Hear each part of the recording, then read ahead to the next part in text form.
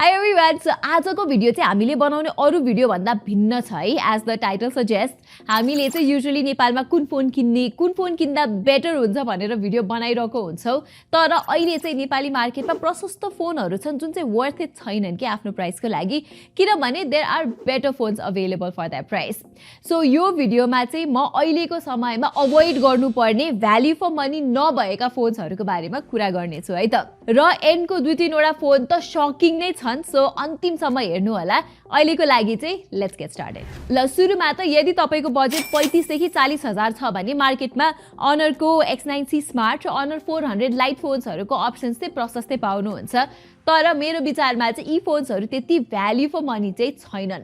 सुरुमा त यी फोन्सहरुको क्यामेरामा खासै दम छैन र X9C स्मार्टको केसमा त झन् TFT LCD स्क्रिन छ के 39000 को प्राइसमा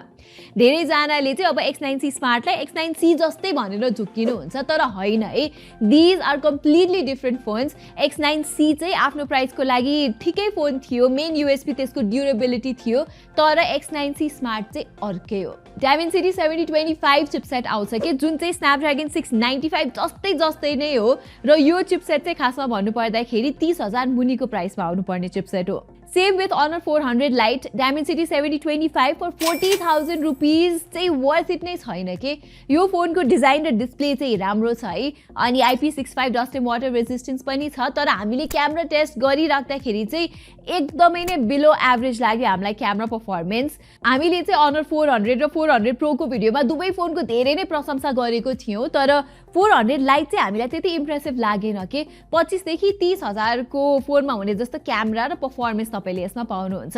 इनफ्याक्ट 40000 नै हाल्यो भने त तपाईले बेटर अप्सन्स पाउनुहुन्छ जस्तै नथिङको फोन 2A छ Redmi Note 14 भन्ने फोन छ अनि एट द सेम टाइम तपाईहरुले OnePlus Nord CE3 पनि पाउनुहुन्छ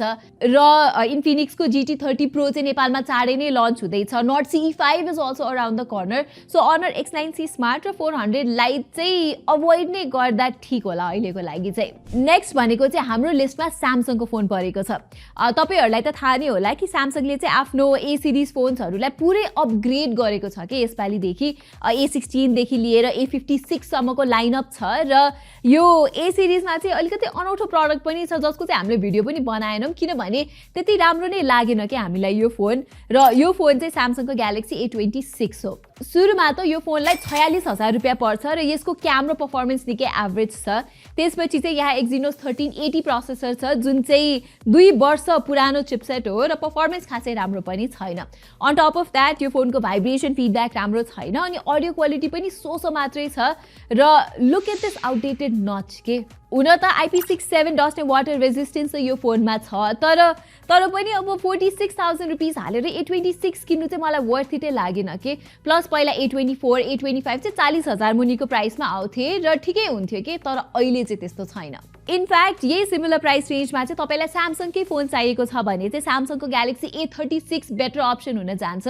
त्यसमा चाहिँ तपाईले मच बेटर क्यामेरास पाउनुहुन्छ ल अब चाहिँ Vivo को दुईवटा फोन्सको बारेमा कुरा गर्छु है त मार्केटमा Vivo V50 Lite 4G र 5G भन्ने दुईवटा फोन्स आएको छ V50 Lite 4G लाई चाहिँ 39000 रुपैयाँ पर्छ भने V50 Lite 5G लाई चाहिँ 46000 रुपैयाँ पर्छ र यी फोन्समा आउने चिपसेट हेर्नुस् न 4G भेरिएन्टमा Snapdragon 685 छ र 5G भेरिएन्टमा Dimensity 6300 छ यी दुवै चिपसेट चाहिँ बिलो 30000 को फोनमा आउनु पर्ने चिपसेट हुन् सो पर्फर्मेन्स भन्ने कुरा चाहिँ यी दुईटै फोन्समा निकै एभरेज छन् अर्को कुरा चाहिँ Vivo फोन्समा युजुअली डिजाइन र क्यामेरा राम्रो हुन्छ र तपाईले यहाँ देख्न सक्नुहुन्छ कि डिजाइन चाहिँ यी दुवै फोन्सको राम्रो छ तर क्यामेरा पर्फर्मेन्स चाहिँ हामीले टेस्ट गर्दाखेरि भेरी बेसिक लाग्यो हामीलाई युजुअली अब Vivo को नन लाइट भर्जन V40 और V50 मा चाहिँ क्यामेरा राम्रो भएको देखेर मान्छेहरुले चाहिँ ए लाइट भर्जनमा पनि राम्रै क्यामेरा होला भनेर सोच्नु हुन्छ तर त्यस्तो हुँदैन लास्ट इयरको Vivo V40 Lite र यो वर्षको V50 Lite दुवै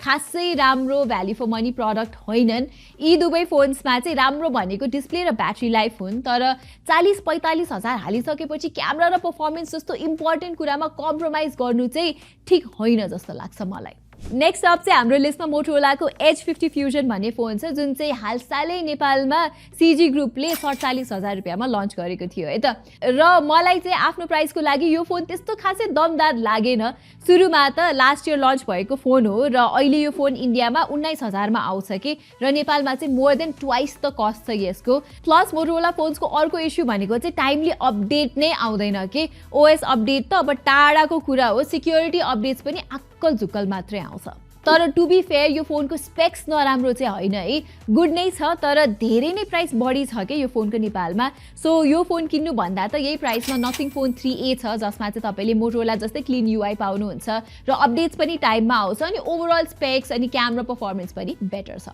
ओके, अब चाहिँ अलि हायर प्राइसतिर लागौँ र रियलमीले चाहिँ रिसेन्टली नेपालमा रियलमी 14 5G भन्ने फोन लन्च गरेको छ 50,000 प्राइसमा, जुन चाहिँ makes no sense at all. इन्डियामा चाहिँ नेपाली 50,000 को हाराहारीमा रियलमी 14 प्रो प्लस भन्ने फोन आउँछ जसमा बेटर पर्फर्मेन्स हुनुको साथसाथै 50 मेगापिक्सलको 3x टेलिफोटो लेन्स छ जसले खतरा पोर्ट्रेट्स खिच्छ के। रियलमी 14 मा चाहिँ एउटा प्राइमेरी लेन्स अनि अर्को चाहिँ सेन्सलेस सेकेन्डरी सेन्सर छ, चार्जिङ पनि स्लोवर छ र ओभरअल 50,000 पर्ने फोन चाहिँ यो होइन। ओके, अर्को भनेको चाहिँ 65,000 मा लन्च भएको Xiaomi 14T पनि मेरो विचारमा अहिलेको टाइम र कम्पिटिसन हेरिकन चाहिँ त्यस्तो खासै भ्याल्यु फर मनी अप्सन चाहिँ होइन।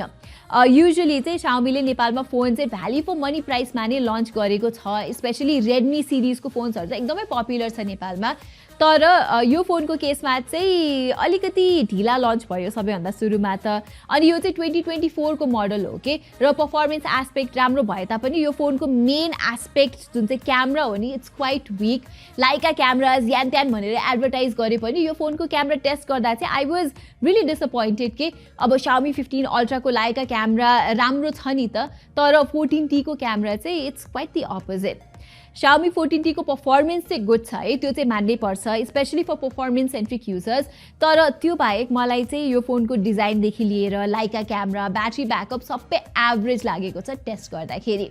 र Xiaomi 14T को सफ्टवेयर एक्सपिरियन्स पनि it's not the best. So it's better you avoid this phone के। र अर्को कुरा चाहिँ Xiaomi 15T पनि चाँडै नै लन्च हुँदैछ र अफकोर्स त्यसमा बेटर स्पेक्स पनि हुन्छ। सिमिलरली यो प्राइस रेन्जमा अर्को किन्नु नहुने फोन चाहिँ OnePlus Nord 4 हो। फर्स्टमा त यो फोनको price is quite high at 64,000 rupees र यो फोनको प्राइसको लागि चाहिँ Nord 4 मा राम्रो पर्फर्मेन्स भए तापनि I think it's better you wait for the Nord 5 जुन चाहिँ नेक्स्ट मन्थ जुलाई जस्तोमा लन्च हुँदैछ। सो यस, 65,000 को प्राइस रेन्जमा चाहिँ I think instead of going for the Nord 4 or Xiaomi 14T it's better to go with स्यामसङको Galaxy A56 जसको camera राम्रो छ, सफ्टवेयर एक्सपिरियन्स बेटर छ, अनि त्यसपछि भिभोको V50 छ which is another great product, अनि नथिङको फोन 3A Pro छ जुन चाहिँ ओभरअल ब्यालेन्स्ड अप्सन हो। साथै अलि हायर प्राइस रेन्जमा स्यामसङको S24 FE पनि नकिन्दा तपाईँहरूको लागि फाइदा हुन्छ कि। किन भनेर सोध्नुहुन्छ भने चाहिँ सुरुमा FE लाइनअपको फोन्स फ्ल्यागसिप जस्तो हुँदैन, कम्प्रोमाइज स्पेक्सको साथ आउँछ, अनि FE लाइनअपको फोन्सहरू छ नि त्यसको प्राइस चाहिँ नेपालमा खासै ड्रपै हुँदैन कि। 2 वर्ष अगाडिको S23 FE लाई अझै नेपालमा 85,000 रुपियाँ पर्छ र S25 FE आउने बेला भइसक्यो, तर S24 FE को प्राइस चाहिँ अझै 95,000 रुपियाँ छ।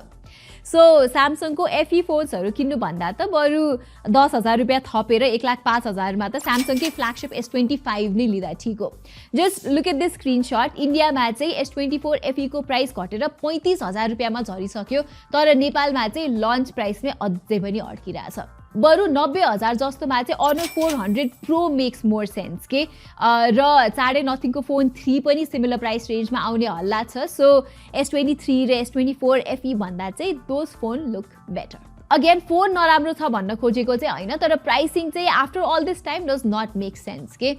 ओके, नेक्स्ट चाहिँ there are a couple of phones जुन चाहिँ नेपाली मार्केटमा त्यस्तो राम्रो अप्सन नै होइन कि, जस्तै iPhone 16e 1,17,000 रुपियाँ पर्छ यो फोनको, यसको 128 GB भेरिएन्टको लागि, र ग्लोबली नै धेरैजनाले क्रिटिसाइज गरेको प्रडक्ट हो यो, र नेपालमा पनि त्यस्तो राम्रो प्राइसिङ चाहिँ यसमा छैन। जम्मा सिंगल क्यामेरा आउँछ, डिस्प्लेमा 60 हर्ज रिफ्रेश रेट मात्र छ, अनि 128 GB स्टोरेज छ कि 1,17,000 को प्राइसमा।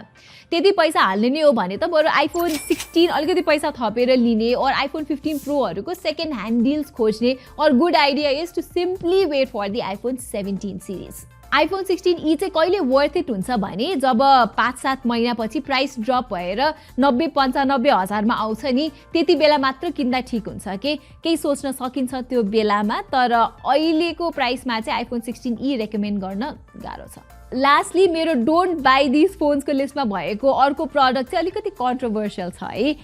कतिजनाले चाहिँ मलाई गाली पनि गर्नुहुन्छ होला तर आई थिङ्क OnePlus को फ्ल्यागसिप फोन OnePlus 13 पनि आफ्नो प्राइसको लागि चाहिँ अलिकति ओभर प्राइस्ड फोन नै हो now don't get me wrong overall निकै राम्रो फोन छ के यो तर नेपालमा चाहिँ यो फोनको प्राइस निकै महँगो छ 1,42,000 रुपियाँ पर्छ र यो प्राइसमा चाहिँ स्पेक्स डिसेन्ट नै छ स्न्यापड्रागन 8 एलिट चिपसेट छ युआईहरू क्लिन छ display is one of the best तर फ्ल्यागसिप लेभलको क्यामेरा पर्फर्मेन्स चाहिँ यहाँ छैन र मेन कुरा त यही प्राइसमा हामीले खतरा क्यामेरा भएको Xiaomi 15 Ultra पाउँछौँ कि विथ सिमिलर स्पेक्स इन्डियाको प्राइस चाहिँ डाइरेक्ट कन्भर्ट गर्ने हो भने चाहिँ OnePlus 13 लाई 1,24,000 रुपियाँ जति पर्छ 512 GB भेरिएन्टको तर नेपालमा चाहिँ 1,42,000 रुपियाँ छ विदाउट चार्जर whereas Xiaomi को 15 Ultra is even cheaper in Nepal than in India okay everyone so यही नै थिए मेरो लिस्ट अफ द फोन्स जुन चाहिँ तपाईँले नेपालमा आजको दिनमा नकिन्दा नै ठिक हो तपाईँहरूको चाहिँ मेरो लिस्टमा सहमति छ कि छैन कुनै फोन मैले छुट्याएँ कि तल कमेन्टमा भन्न नबिर्सिनु होला र while you're there don't forget to subscribe to our channel यति भन्दै म प्रतिमालाई पनि बिदा दिनुहोस् thank you so much for watching